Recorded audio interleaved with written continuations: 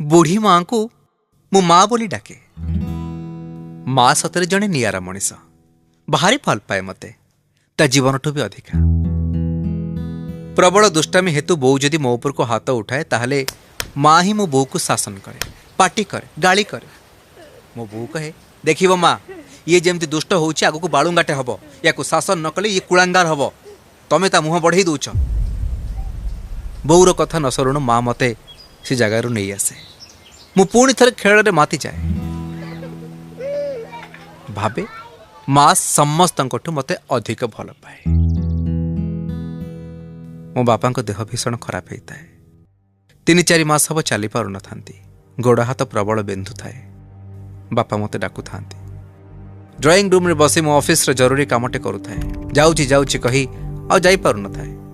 माँ हठात पाटी करी उठिला, तते टिके लज्जा शरम नहीं? अरे मो पुओ सेठी कष्ट पाउची, तू एठी बसी जरूरी काम देखौछु? कुलांगार, मो पुओर जदि जत्न न नहीं पारुछु पळाबे ए घरु। पाळुंगा कोठिकार, तो भलिया पुओ थिले केते नथिले केते। छी! माँ कथा सुनी मो पूरा ताचु विश्वास कर पार न थाए। ये मो जेजेमा मो बुढ़ी माँ मते गाली करुची।